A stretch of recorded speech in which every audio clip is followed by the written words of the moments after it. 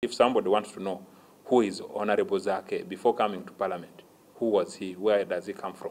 A very humble young man from Mityana, born in Butebi, at the shores of Lake Wamala in Mityana, and born by a business man, Sembu Seminole Butebi, and a businesswoman, Naluyima Teddy, and I was just a student and a guild president at Ndeje University Kampala campus. I was the guild leader, the students leader there, and also just a charitable person in Mityana, heading the Zaake Zivuge Foundation Initiative Limited. I've been the chairperson and I'm still the chairperson. It's interesting to learn that you were guild president. Will I be right to say that possibly that is the stage at which you developed aspirations to become a national leader? Now you're a member of parliament. No one even thought that I can become a politician. Nobody thought about it. Even from primary to secondary school to A-level, nobody thought about it because I was a backbencher.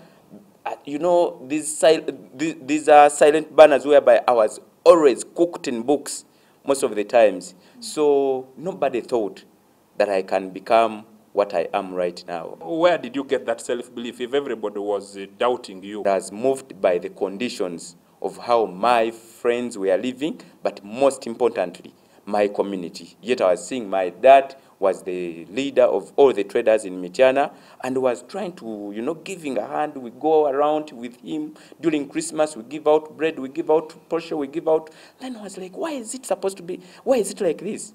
Is it supposed to be like this?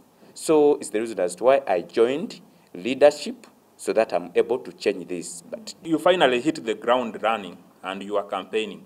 How did you find it during that, your first time of, campaigning? How was it like? Oh, my God. I found it very, very, very tough. More than I'd even ever thought of. Reason being that I was unable to speak to the people. I could not communicate to the people. It was always my dad to speak for me. That was the truth. And I learned how to speak from the people I was moving with because my dad got for me a team to move with. And they would speak first, and then for me I conclude. But most of the times I would even cry in front of people, by the way. I could cry. What was the reason for your crying? Because of my opponents. I realized that politics was very, very dirty. I didn't know anything like that you could reach at a function and then you are abused thoroughly well. When finally they say Zaake is the winner, what did you feel? Was it a surprise to you? By the time they were announcing me, I did not get surprised at all. Though it was not easy even announcing me. It took over 2 days when they have announced everybody, even they have announced the president. But I was not announced yet. Reason being, I had very, very stiff competition. Finally, you get into parliament. What was your imagination before you got here of how business was being transacted in parliament and what you actually finally discovered that this is how politics is actually running? My expectations were that whatever you say in parliament,